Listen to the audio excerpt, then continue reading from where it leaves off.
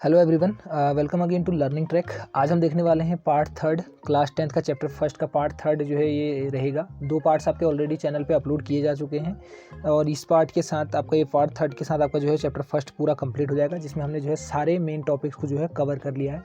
अगर आप class 9th या 10th के स्टूडेंट हैं तो आपके सब्जेक्ट साइंस की जो है चैप्टर वाइज जो है प्ले लिस्ट यहाँ पे शुरू की गई है। क्लास 9th का भी एक चैप्टर आपको ऑलरेडी चैनल पर अपलोड किया जा चुका है और क्लास 10th का भी आज आपका जो है एक चैप्टर पूरा कंप्लीट हो जाएगा। उसके अलावा अगर आप जो है वीडियोस से अगर नोट्स अपने तैयार करें तो वेल एंड गुड। अगर नहीं भी कर रहे हैं तो आपको जो ये नोट्स वाली PDF है ये आपको जो है हमारे टेलीग्राम चैनल लर्निंग ट्रैक पे मिल जाएगी, जिसका लिंक आपको डिस्क्रिप्शन में मिल जाएगा। और या फिर आप चैनल टेलीग्राम पे जाके जो है डायरेक्ट सर्च कीजिए लर्निंग ट्रैक, तो भी आपको जो है वो चैनल वहाँ पे हो जाएगा। उस चैनल को ज्वाइन कर लीजिए तो आपको वहाँ पे जो है नोट्स की पूरी PDF जो है मिल जाएगी। ठीक है, चलिए आप शुरू करते हैं पार्ट थर्ड क्लास 10th का। ये इसमें हमने मेनली जो है सारे टॉपिक्स को एक बार रफली कवर कर लिया है, बस अब हम जो है थोड़ा सा उनको समझने की कोशिश करेंगे। लास्ट जो हमारी पार्ट सेकंड था, पार्ट सेकंड हमारा जो लास्ट हमने जो क्लोज किया था वो किया था हमने रिएक्टिविटी सीरीज पे। Reactivity series in the sense, देखिए लिखा है the reactivity series is a list of metal arranged in order of decreasing reactivity. मैंने आपको 13 एलिमेंट्स जो है सीक्वेंस में बताए थे जो decreasing order of their reactivity पे बेस्ड थे। उसी बेस पे आप जो है डिस्प्लेसमेंट और जो डबल डिस्प्लेसमेंट रिएक्शन से, डबल डिस्प्लेसमेंट तो नहीं, मेनली जो डिस्प्लेसमेंट रिएक्शन है जिसमें more reactive element less reactive element को उसके सॉल्यूशन से हटाता है, उसको जानने के लिए जो है आपको रिएक्टिविटी सीरीज याद होना जरूरी है। और रिएक्टिविटी सीरीज वैसे भी बहुत मोस्ट इंपॉर्टेंट है क्योंकि कई जगह आपको जो है अप्लाई की जाती है साइंस में, ठीक है, केमिस्ट्री वाले पोर्शन में। मैं एक बार आपको फिर से रिवाइज करके बता दे रहा हूँ। उस रिएक्टिविटी सीरीज में आपका जो फर्स्ट एलिमेंट है वो है आपका पोटेशियम, सेकेंड आपका है सोडियम, थर्ड है calcium, fourth magnesium, aluminium, zinc, iron, lead, hydrogen, copper, mercury, silver and gold. तो ये आपके जो है 13 एलिमेंट्स है रिएक्टिविटी सीरीज में, जिसमें से मोस्ट रिएक्टिव एलिमेंट आपका जो है पोटेशियम है और लीस्ट रिएक्टिव एलिमेंट आपका क्या है, ऑरम यानी कि गोल्ड। ऑरम जो है उसका लैटिन लैंग्वेज से है, लैटिन वर्ड है गोल्ड के जो यूज़ किया जाता है, Aurum.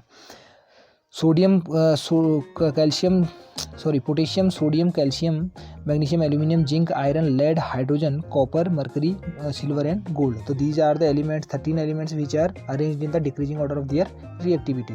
First element, second element यानी कि upper side elements are the most reactive element and lower side elements are the least reactive elements. ठीक है, इसके आगे देखते हैं। यहाँ तक हमने जो है प्रीवियस जो पार्ट सेकंड हमने जो कंप्लीट किया था वहाँ तक हमने ऑलरेडी यहाँ तक जो है इसको ऑलरेडी हमने कवर कर लिया था। ठीक है, चलिए आगे देखते हैं। आगे कह रहा है the most reactive metal is placed at the top and least reactive metal is placed at the bottom. जो मैंने बताया आपको कि मोस्ट रिएक्टिव एलिमेंट है यानी कि कौन सा, पोटेशियम एंड सोडियम, वो आपके जो टॉप पे हैं और जो सिल्वर एंड गोल्ड है वो आपके लीस्ट रिएक्टिव हैं, वो है आपकी जो है सबसे लास्ट में यानी कि बॉटम साइड में। ठीक है, ठीक है, आगे चलिए। कह रहा है double displacement reaction. Double displacement reaction a chemical reaction in which there is an exchange of ion between the reactant to give a new substance is called double displacement reaction. ऐसे रिएक्शन जिसमें आयनों का exchange होता है आपस में, 2 बार displace करती हैं चीज़ें आपस में, तो उस तरह की रिएक्शन को हम नाम देते हैं डबल डिस्प्लेसमेंट रिएक्शन। अगला प्रेसिपिटेशन रिएक्शन। मैंने आपको एक बार पहले भी बताया था कि an insoluble solid known as precipitate is formed during a double displacement reaction. During a double displacement reaction, such reaction are known as precipitation reaction। ऐसे रिएक्शन जिनमें जो है एक वाइट PPT बनता है, इंसॉल्युबल एक सबस्टेंस बनता है डबल डिस्प्लेसमेंट रिएक्शन में, तो हम जो है उस रिएक्शन को नाम देते हैं क्या, precipitation reaction. Next, redox reaction. A reaction in which oxidation and reduction takes place simultaneously, साथ साथ in a reaction is known as redox reaction. ऐसे रिएक्शन जिनमें जो है ऑक्सीडेशन और रिडक्शन दोनों एक साथ कंटिन्यू चलती हैं, तो हम जो है उस प्रोसेस को नाम दे देते हैं क्या, रेडॉक्स रिएक्शन। उन तरह की रिएक्शन को हम नाम देते हैं रेडॉक्स रिएक्शन। अगला देखिए, oxidation is a chemical process in which a substance gain oxygen और लॉस हाइड्रोजन। हम ऑक्सीडेशन उसे ही बोलते हैं कि जब किसी सबस्टांस के साथ ऑक्सीजन या तो जुड़ती है और या फिर हाइड्रोजन वहाँ से निकलती है, यानी कि लॉस होता है हाइड्रोजन का और ऑक्सीजन का गेन होता है, तब हम उस तरह की प्रोसेस को नाम दे देते हैं क्या, ऑक्सीडेशन। और देखिए, if a substance, wait a minute, देखिए क्या लिखा है, if a substance gain oxygen और loss hydrogen during a reaction is said to be oxidised. यानी कि ऑक्सीडेशन रिएक्शन में जो भी सबस्टांस ऑक्सीजन का गेन करता है या हाइड्रोजन का लॉस करता है, तो उस सबस्टांस को नाम दिया जाता है ऑक्सीडाइज सबस्टांस, एंड प्रोसेस होती है ऑक्सीडेशन। अगला देखिए, reduction is a chemical process in which substance gain hydrogen और लॉस ऑक्सीजन। जस्ट अपोजिट है ऑक्सीडेशन का, इसमें जो है आपका लॉस होता है ऑक्सीजन का और गेन होता है हाइड्रोजन का, तो इस प्रोसेस को नाम देते हैं रिडक्शन। और कह रहा है if a substance gain hydrogen और loss oxygen during a reaction is said to be reduced. और वो सबस्टांस जो है ऑक्सीजन को लॉस करता है और हाइड्रोजन को गेन करता है, तो उस सबस्टांस को हम बोलते हैं रिड्यूस्ड सबस्टांस। ठीक है, आगे देखिए, a substance that is losses oxygen और gain hydrogen is known as oxidising agent. A substance loss oxygen, यानी कि जो सबस्टांस अपने ऑक्सीजन की जो है लॉस करता है और हाइड्रोजन को गेन करता है, उसको हम बोलते हैं ऑक्सीडाइजिंग एजेंट, यानी कि खुद रिड्यूस हो गया, दूसरे को ऑक्सीडाइज कर दिया। And a substance that losses hydrogen and gain oxygen is known as reducing agent. और जो खुद रिड्यूस हुआ, नहीं खुद जो है ऑक्सीडाइज हुआ और दूसरे को रिड्यूस कर दिया, उसको हम बोलते हैं क्या, रिड्यूसिंग एजेंट। मतलब खुद वो जो है क्या हुआ, खुद उसका आपका खुद उसके जो है ऑक्सीजन गेन की, तो उस खुद वो जो है ऑक्सीडाइज हुआ और दूसरे को उसने क्या कर दिया, रिड्यूस कर दिया, तो उसको हम बोलते हैं रिड्यूसिंग एजेंट। है देखिए, a substance that losses hydrogen और gain oxygen is known as reducing agent. मतलब खुद ऑक्सीडाइज हुआ है लेकिन दूसरे को क्या करेगा, रिड्यूस, तब हम उसको बोलते हैं रिड्यूसिंग एजेंट। ठीक है ठीक है, ये आपका ऑक्सीडेशन रिडक्शन तक हमने ये ऑलरेडी हमने पहले भी देख लिया है। ठीक है, अब थोड़ा सा ये समझ लीजिए, corrosion is a slow eating up of metal by the action of air and moisture and on their surface. corrosion in case of iron is known as rusting। मतलब corrosion कुछ नहीं है, किसी भी मेटल सरफेस का open air में air से, moisture से या एसिड या कुछ अदर ऐसे सबस्टांस जिनसे जो है उनका कोरोजन, यानी कि उनके जो वो डिग्रेड होने शुरू हो जाते हैं मेटल्स, तब हम उस प्रोसेस को नाम देते हैं कोरोजन। और अगर कोरोजन आयरन के साथ होता है तब हम उस प्रोसेस को नाम देते हैं क्या, रस्टिंग।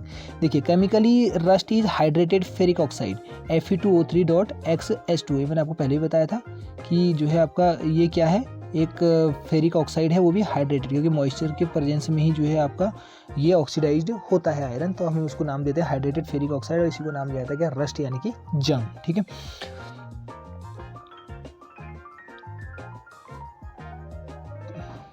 ठीक है,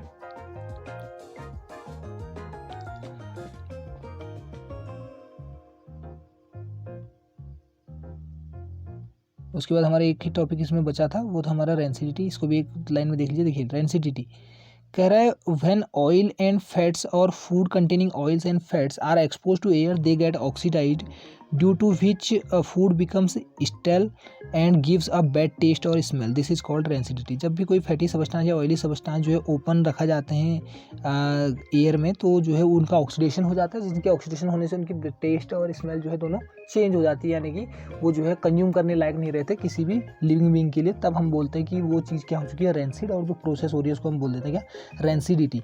इसको हम प्रिवेंट कर सकते हैं अलग अलग तरीक़ों से, और जो सबसे इसके लिए इम्पोर्टेंट जो हमारे पास है मेथड, वो ये है कि हम जो है इसमें क्या, एडिंग अ एंटीऑक्सीडेंट, हम उसमें एंटीऑक्सीडेंट ऐड कर दें। The substance which prevent oxidation by refrigeration, मतलब ऑक्सीडेंट्स हम उन्हें बोलते हैं, वो सबस्टांस जो ऑक्सीडेशन से प्रिवेंट करता है उनको हम एंटीऑक्सीडेंट बोलते हैं। सेकंड हमारे पास ऑप्शन है कि रेफ्रिजरेशन, मतलब उनको डीप फ्रीजर में रखा जाए। तीसरा, storing the food with air tight container, या फिर हम तीसरा मेथड ये कर सकते हैं कि हम जो है उन फूड आइटम्स को जिनमें भी फैट या ऑयल सबस्टांस प्रेजेंट है, उनको हम जो है एयर टाइट कंटेनर्स में स्टोर कर सकते हैं, जिससे कि जो है उनमें एयर की एंट्री नहीं होगी, और एयर की एंट्री होगी तो ऑक्सीजन उनको मिलेगी नहीं ऑक्सीडेशन के लिए, तो उनका ऑक्सीडेशन बच जाएगा। इसीलिए हम जो है चिप्स के पैकेट में हम कौन सी गैस यूज़ करते हैं, नाइट्रोजन, क्योंकि वो एक इनर्ट गैस है, वो लीस्ट रिएक्टिव है, मतलब बहुत कम जो है रिएक्ट करती है सबस्टांसेस के साथ, इसलिए हम उसको फिल करके रख देते हैं चिप्स के साथ, जिससे कि चिप्स का जो है क्या नहीं होता, आपका वो रेंसिड नहीं होते और उनकी जो है रेंसिडिटी होने से बच जाती है, यानी कि वो ऑक्सीडेशन उनका नहीं हो पाता। ठीक है, ये आपके चैप्टर का मेनली जो नोट्स वाला पोर्शन था वो खत्म हो चुका है। बस अब एक थोड़ा सा आपने सजेस्टेड एक्टिविटीज़ है, ज़रा इसको थोड़ा सा समझ लीजिए, थोड़ा इसमें कुछ ज़्यादा नहीं, थोड़ा सा ही है। अगर इसको आप थोड़ा सा देख लेते तो ये आपका फिर चैप्टर जो है कंप्लीट हो जाएगा। बाकी इसके अलावा इसमें कुछ क्वेश्चंस भी दिए हुए हैं आपके नीचे, 1 marks question, 2 marks question, 3 marks question, तो वो आपको PDF की फॉर्म में पूरा जो है टेलीग्राम चैनल पे मिल जाएगी, वहाँ से आप जो है उनको तैयार कर सकते हैं। ठीक है, देखिए एक्टिविटी में कह रहा है कॉम्बिनेशन रिएक्शन। कॉम्बिनेशन रिएक्शन का एक एग्जाम्पल दिया हुआ है इसने। एग्जाम्पल क्या है, कॉम्बिनेशन रिएक्शन का एग्जांपल दिया हुआ है magnesium ribbon and oxygen from air. मतलब इसको जो है कॉम्बिनेशन रिएक्शन का एक एग्जांपल बना के दिखाना है। क्या magnesium ribbon and oxygen from air, जो हमने ऊपर लिया था वही रिएक्शन है यहाँ पे। देखिए क्या हो जाएगा, Mg का साइन क्या होता है ना, मैग्नीशियम का साइन क्या होता है Mg, तो इसके लिए जो बन जाएगा आपका क्या, वेट अ मिनट, देखिए मैग्नीशियम का साइन Mg प्लस रिएक्ट किया एयर के साथ, तो एयर में जो हेल्प करती है बर्निंग वो है O2, तो ये जब रिएक्ट करते हैं तो आपका जो है प्रोडक्ट बन जाता है क्या, MgO, मैग्नीशियम ऑक्साइड। और हमने कॉम्बिनेशन रिएक्शन के लिए पढ़ा था कि जब 2 या 2 से ज़्यादा सबस्टांस एक साथ कंबाइन होकर एक सिंगल प्रोडक्ट की फॉर्मेशन करते हैं तब हम उस तरह की रिएक्शन को नाम देते हैं क्या कहते हैं, कॉम्बिनेशन रिएक्शन। और इसमें जो है मैग्नीशियम ने रिएक्ट किया ऑक्सीजन के साथ और आपका जो प्रोडक्ट आपको मिल गया सिंगल, वो क्या मिल गया, मैग्नीशियम ऑक्साइड। अभी ये अनबैलेंस इक्वेशन है, अगर आप इसको बैलेंस करना चाहे तो आप इसको बैलेंस भी कर सकते हैं। यहाँ आप लिख दीजिए 2MgO, सॉरी यहाँ पे ये Mg था, इसके साथ आप 2 लगा दिए तो ये 2Mg हो जाएगा, और यहाँ भी आप 2Mg लीजिए तो 2Mg plus O2 equal to 2MgO। ये आपकी एक बैलेंस इक्वेशन हुई किसका एग्जाम्पल, कॉम्बिनेशन रिएक्शन का। ठीक है, चलिए अगला पॉइंट देखिए। कॉम्बिनेशन रिएक्शन का ही दूसरा एग्जांपल कह रहा है reaction between quick lime and water. Quick lime किसे कहते हैं, तो ध्यान रखिए जो आपको मार्केट से आप चूना वाइट वॉश के लिए लेके आते हैं उसी को बोलते हैं क्विक लाइम, जिसका फॉर्मूला होता है CaO। केमिकली इसको हम बोलते हैं कैल्शियम ऑक्साइड, बट उसको एक कॉमन नेम दिया जाता है क्विक लाइम। ठीक है, और ये जब आपका वाटर के साथ रिएक्ट करते हैं, यानी कि घर आके आप जब वाटर के साथ उसको मिक्स करते हैं तो आपका जो एक सॉल्यूशन बनता है जिसको आप चूने का पानी बोलते हैं, वो बनता है CaOH का ट्वाइस, वेट अ मिनट, वो बनता है आपका क्या, CaOH का ट्वाइस। और इस CaOH के ट्वाइस को बोला जाता है slaked lime, SLAKED, slaked lime. और ये जो CaO है इसको बोला जाता है कैल्शियम ऑक्साइड, और इसी को नाम जाता है क्विक लाइम, क्विक लाइम। ठीक है, इसको CaO को क्विक लाइम और CaOH के ट्वाइस को स्लेक्ड लाइम, जिसको बोलते हैं कैल्शियम हाइड्रोक्साइड। हिंदी में इसको बोला जाता है बिन बुझा हुआ चूना, और इसको बोलते हैं बुझा हुआ चूना, CaOH के ट्वाइस को। ठीक है, और जो CaO है उसको बोलते हैं बिन बुझा हुआ चूना। ठीक है, ठीक है, ये आपके जो है नोट्स कंप्लीट हो चुके हैं। अब आप जो है थोड़ा सा एक वेरी शॉर्ट टाइप ऑफ जो आंसर्स हैं मैं उनको एक बार इसमें कवर करवा दे रहा हूँ। बाकी इसके अलावा जो लॉन्ग आंसर्स हैं वो आप जो है PDF की फॉर्म में ऑलरेडी उसके बाद जो है चेक कर सकते हैं। तो PDF को जो है आप ज्वाइन कर लीजिए टेलीग्राम चैनल, वहाँ आपको मिल जाएगी। देखिए फर्स्ट क्वेश्चन में कह रहा है क्या कि what happens when a magnesium ribbon burns in air. क्या होता है जब मैग्नीशियम रिबन को हवा में जलाया जाता है। कह रहा है when magnesium ribbon burns in air it combines with oxygen to form magnesium oxide, 2Mg plus O2 equal to 2MgO। तो यही जो है हमारा रिएक्शन बनती है। Mg हमारा सिंबल है मैग्नीशियम के लिए, और ऑक्सीजन के साथ रिएक्ट करता है तो हमारा जो प्रोडक्ट बन जाता है वो बनता है क्या, MgO। ये किस तरह की रिएक्शन है, तो इसको बोलेंगे कॉम्बिनेशन रिएक्शन, क्योंकि वो रिएक्शन जिसमें 2 या 2 से ज़्यादा आपके रिएक्टेंट्स मिलते हैं और एक सिंगल प्रोडक्ट की फॉर्मेशन करते हैं, तब हम उस तरह के रिएक्शंस को नाम देते हैं क्या, कॉम्बिनेशन रिएक्शंस। ठीक है, संयोजन अभिक्रिया। सेकंड क्वेश्चन देखिए, कह रहा है name the gas evolve when zinc react with dilute HCl। तो देखिए इसको जब इसकी रिएक्शन करवाएंगे तो देखिए डाइल्यूट HCl, Zn का जिंक का जो सिंबल होता है Zn, और इसके अलावा जो डाइल्यूट HCl मतलब HCl है उसको बोलते हैं हाइड्रोक्लोरिक एसिड, और डाइल्यूट के लिए DIL आप आगे से लिख सकते हैं। डाइल्यूट मतलब जिसके जो है जिसमें वाटर की कंसनट्रेशन ज़्यादा है इन कंपेरिजन टू एसिड। तो जब ये रिएक्ट करते हैं तो आपका बनता है ZnCl2, ये एक जिंक का सॉल्ट बन गया जिंक क्लोराइड, और प्लस इसके साथ आपकी इवॉल्व हो जाती है क्या, हाइड्रोजन गैस H2S। और ये ध्यान रखिए कि कभी भी कोई भी मेटल जब भी किसी एसिड के साथ रिएक्ट करता है तो हमारी हमेशा निकलने वाली गैस जो है क्या होती है, हाइड्रोजन। जब भी कोई भी यहाँ पे आप मेटल ले सकते हैं, कोई भी आप एसिड ले सकते हैं, जब भी ये आपस में अगर रिएक्ट करेंगे तो ये तो उस मेटल का जो है एक आपका करस्पॉन्डिंग सॉल्ट तैयार होता है और उसके साथ एक गैस रिलीज होती है जो है हाइड्रोजन गैस। ये सारी मेटल्स के साथ जो है कंटिन्यू ये चीज़ फॉलो होती है, तो आपको याद रखने की चीज़ है, कोई इसमें डाउट नहीं रखना, ठीक है। इवॉल्व गैस हाइड्रोजन, तो ये क्या हो जाएगा, हाइड्रोजन गैस इज इवॉल्व। कोई भी मैटर कभी भी एसिड के साथ रिएक्ट करता है तो आपका जो है वो यही बनता है, ठीक है। अगला देख लीजिए, what is a chemical equation. Chemical equation क्या है, कह रहा है chemical equation is a symbolic notation that uses formula instead of word to represent a chemical equation. कह रहा है किसी भी केमिकल चेंज को दर्शाने के लिए वर्ड की जगहों पे अगर आप सिंबल्स को यूज़ करते हैं तब हम उस तरह के रिप्रेजेंटेशन को नाम देते हैं क्या, chemical equation. Next, on what chemical law balancing the chemical equation is based. तो बैलेंसिंग ऑफ केमिकल इक्वेशन किस पे बेस्ड है, वो है law of conservation of mass पे, कि mass neither be created nor be destroyed, it only converted one form to the another forms, ठीक है। ठीक है, अगला देखिए, कह रहा है represent decomposition of ferrous sulphate with the help of balance chemical equation. Ferrous sulphate के डिकम्पोजिशन को समझाइए। तो देखिए, फेरस सल्फेट का फॉर्मूला होता है FeSO4। तो ये जब डिकम्पोज किया आपने इसको हीट, इलेक्ट्रिसिटी या सनलाइट किसी एक फॉर्म में इसका डिकम्पोजिशन होगा, क्योंकि डिकम्पोजिशन 3 तरह का होता है, या तो थर्मल डिकम्पोजिशन या फोटोलाइटिक और या फिर आपका इलेक्ट्रोलाइटिक, ठीक है। तो आपका जो प्रोडक्ट बनता है वो बनता है iron ferric chloride ferric oxide Fe2O3 plus आपका sulphur dioxide SO2 plus SO3। तो ये 3 आपके प्रोडक्ट बन गए, एक जो है आपका रिएक्टेंट था। तो जब एक रिएक्टेंट 2 या 2 से ज़्यादा सबस्टांस में टूटता है तब हम उस तरह के रिएक्शन को नाम देते हैं डिकम्पोजिशन रिएक्शन।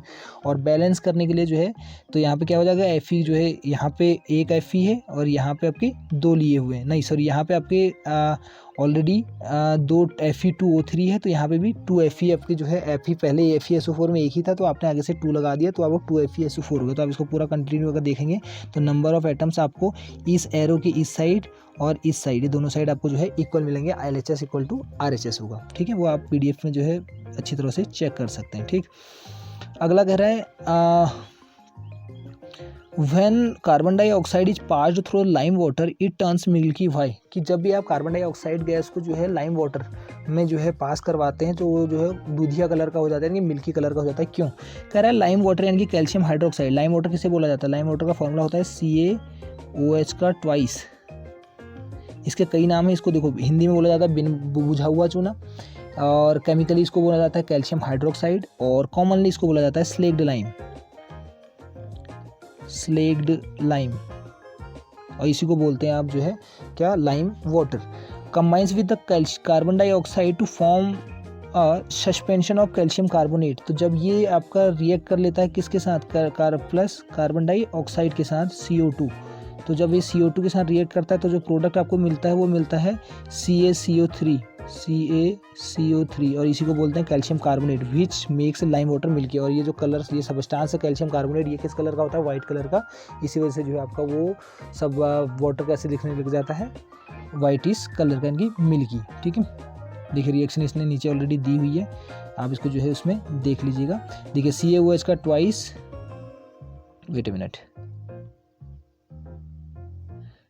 देखिए CaOH का twice in form of aqueous plus CO2, तो आपको बना CaCO3 प्लस H2। तो जो ये CaCO3 है ये वाइटिस कलर का होता है, इसी वजह से जो है आपका वो वाटर कलर कैसा हो जाता है, मिल्की, ठीक है।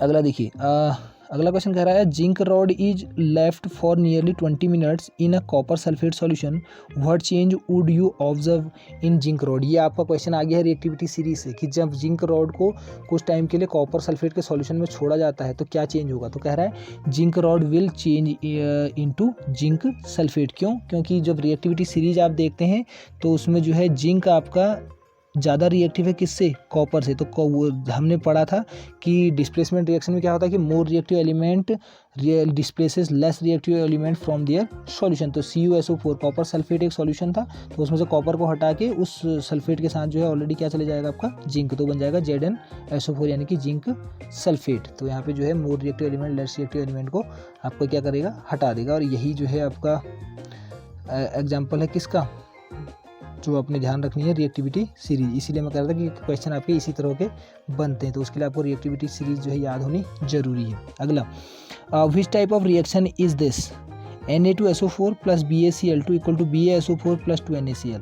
तो क्या हो रहा है, Na2Cl के साथ जा रहा है और Ba आ रहा है SO4 के साथ, यानी कि एक्सचेंज ऑफ आयन होता है। एक्सचेंज ऑफ आयन की रिएक्शन को हम क्या बोलते हैं, डबल डिस्प्लेसमेंट रिएक्शन। देखिए it is a double displacement reaction. तो आपको रिएक्शन देख के जो है समझ में आ जाना चाहिए कि क्वेश्चन में क्या पूछा गया है, ठीक है।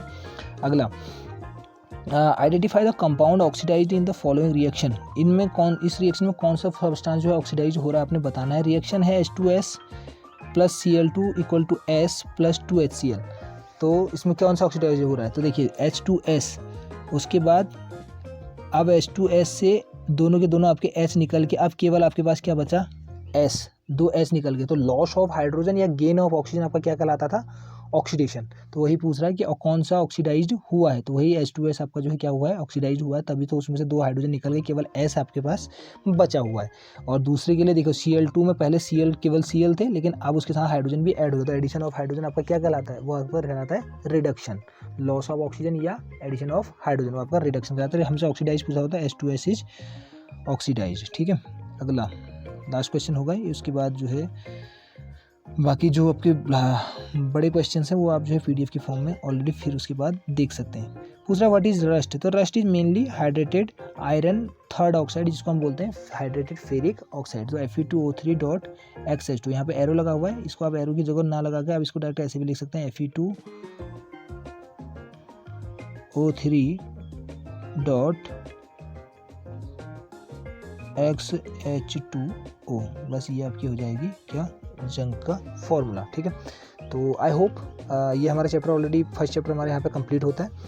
सारे चैप्टर हमने कंप्लीट कर लिया है, सारे टॉपिक्स को हमने कवर कर लिया है। अब आपको किसी भी टॉपिक में कोई डाउट रहे तो आप बिल्कुल आप कमेंट करके बता सकते हैं, या कोई अगर सजेशन फीडबैक कुछ देना चाहते हैं।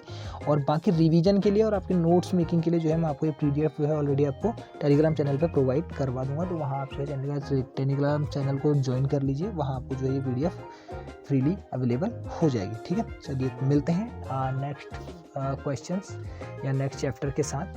तब तक के लिए अपना ख्याल रखिए। Thank you so much.